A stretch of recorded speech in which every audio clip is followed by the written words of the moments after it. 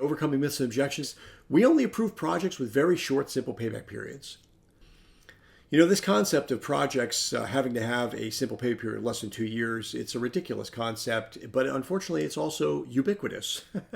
And we've addressed it in several places in the Selling in Six curriculum. If you haven't already come across those lessons, you certainly will shortly. But the fact of the matter is that it's a very injurious assumption that you have to be scoring less than 2 years on this popular but very erroneous metric called simple payback period. The first question I would ask is, are you willing to use a better financial metric? Are you aware of the shortcomings of simple payback period, right? Would you be willing to evaluate the project based on net present value, modified internal rate of return, savings to investment ratio, or life cycle costs? I mean, these are all the more relevant, the more legitimate, accurate, reliable metrics for picking expense-reducing capital projects, and that all those concepts are proven elsewhere in Selling in Six. How about this? Have you taken the time to quantify and monetize the non-utility cost financial benefits and the non-financial benefits like safety that might drive non-utility cost financial benefits elsewhere? And have you added those to the denominator of the simple payment period calculation?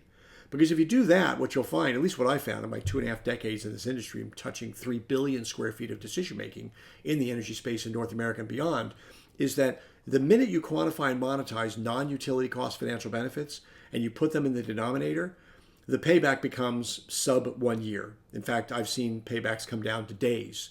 There was one particular case where they did a lighting retrofit in an aluminum windows and doors manufacturer. It was supposed to be a 4.2-year payback, which of course would never pass muster with the person who uttered this objection. Has to be less than a 2-year payback.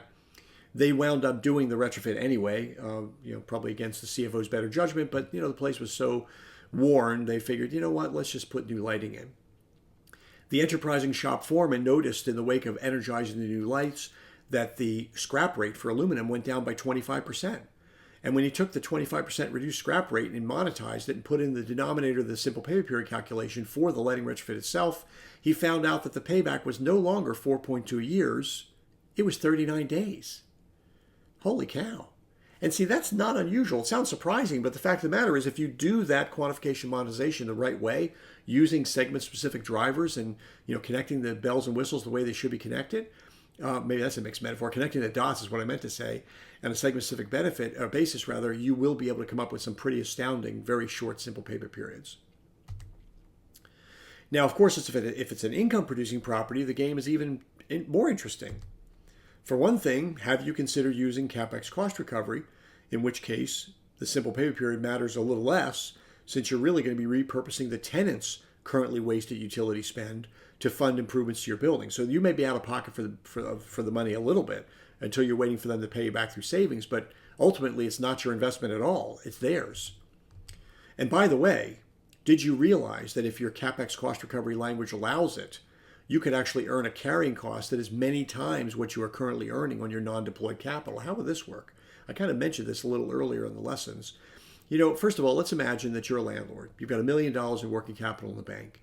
You have the opportunity to take $500,000 of that, which by the way is currently earning 1/4% in a money market, and you could put that into your building, 250,000 square foot building, investing $2 a square foot. Let's say you're going to do a lighting retrofit, and let's say the leases do have CapEx cost recovery language in them. Now, if it's a BOMA standard lease, chances are it'll say that not only can you recover the principal from these tenants, but you can also recover a fair interest rate because if you had to borrow the money to do the improvement, they need to reimburse you for the carrying cost of the money until they repay you. Now, my lease in San Francisco said that if the landlord does not have to borrow the money, he could charge me the interest rate that he would have had to pay had he had to borrow the money.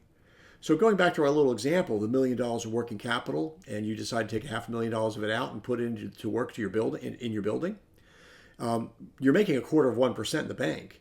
But now, let's say you're fair and you say, you know what, if I had to borrow this money for equipment lease, it would have cost me at least 8%. So I'm going to have you pay me back the principal for this lighting retrofit, the $500,000, plus I'm going to amortize it with an interest rate of 8%. Now, what's happened? You're earning 32 times what you earned in the bank, while the landlord is being repaid by his tenants for equipment that's going to stay with the building after the tenants leave. Meanwhile, the tenants are pretty happy because you've done the mathematics and engineering enough to know that you can actually recover slightly less than what they're going to enjoy in savings each month. So they're probably, minorly cash flow positive.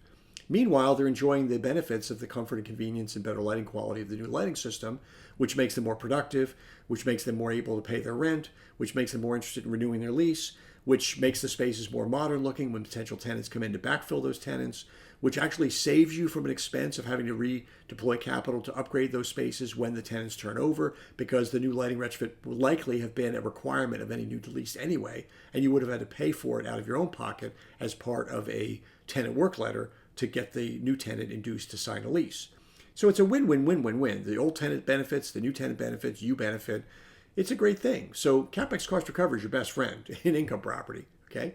So that's that. Also, keep in mind that any portion of the savings that accrues to net operating income could help you support higher appraised value. And that's an equity bonus that should be cherished. But look at the red here. Even though it will not likely appear in the simple payback period calculation because of the timing of that extra cash flow.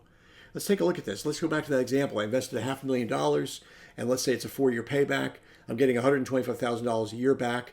Let's change the example a little bit and say it's a gross lease situation. So I'm going to get all the savings. I don't have to recover the savings from anybody. This is energy that I was currently paying, and therefore I'm paying $125,000 less each year, 4-year payback on a $500,000 investment.